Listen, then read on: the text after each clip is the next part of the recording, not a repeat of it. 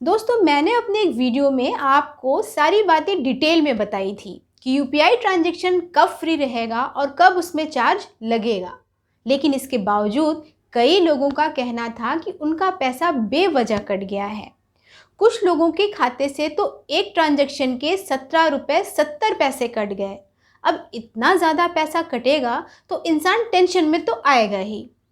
कुछ लोगों ने तो सीधे कह दिया कि भाई आप झूठ बोल रहे हो, यूपीआई ट्रांजैक्शन का पैसा कटता है।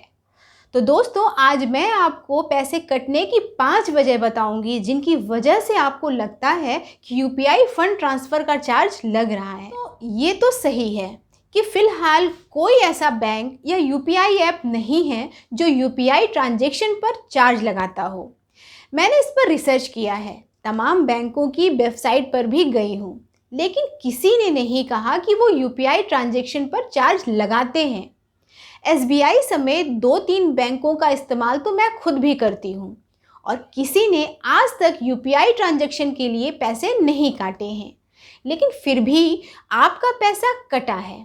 इसलिए आइए एक एक करके जांच करते हैं कि इसकी वजह क्या हो सकती है।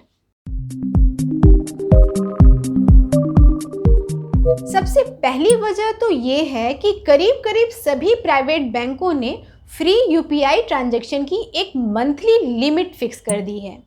ज़्यादातर बैंकों में ये लिमिट महीने में 20 फ्री ट्रांजैक्शन की है। इससे ज़्यादा आप जो भी फंड ट्रांसफ़र करेंगे उसका चार्ज तो कटेगा। तो दोस्तों, बेहतर है कि आप एक बार चेक करके देखें कि किसी महीने में आपके ट्रांजैक्शंस 20 से ज़्यादा तो नहीं हो गए हैं।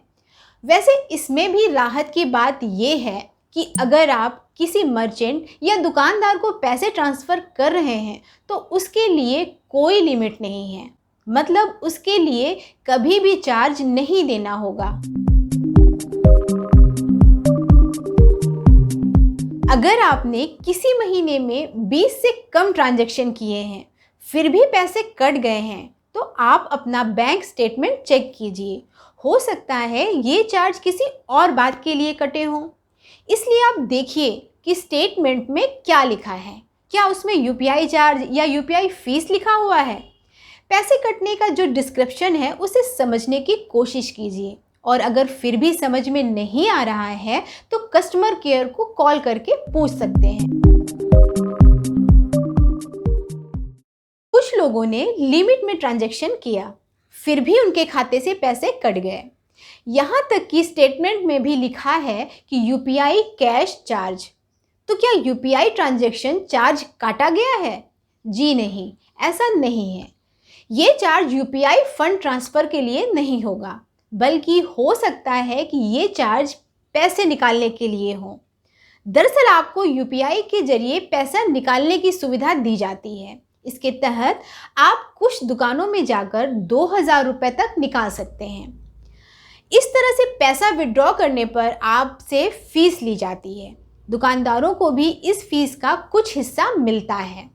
ये फीस 20,000 रुपये से कम होती है। इसलिए अगर आपने इस फैसिलिटी का यूज़ किया है तो आपको यूपीआई कैश चार्ज देना होगा।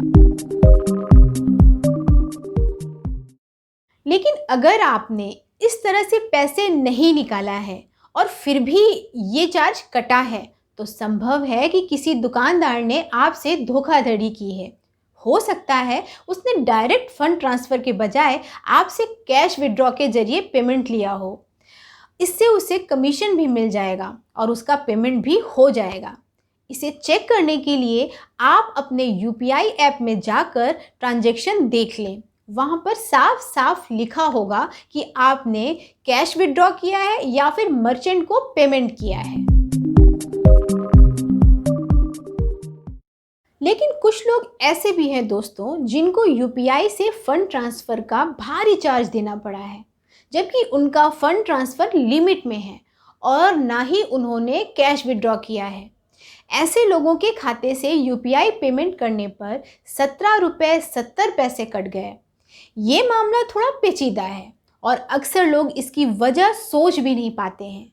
दरअसल ये वाला चार्ज जन धन अकाउंट या फिर स्मॉल सेविंग अकाउंट में ही लगता है।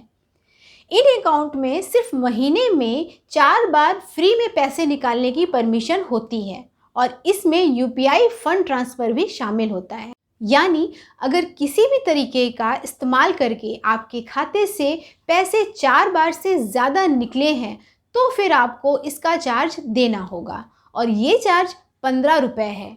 जीएसटी जोड़ने के बाद ये 17 रुपये 70 पैसे हो जाते हैं।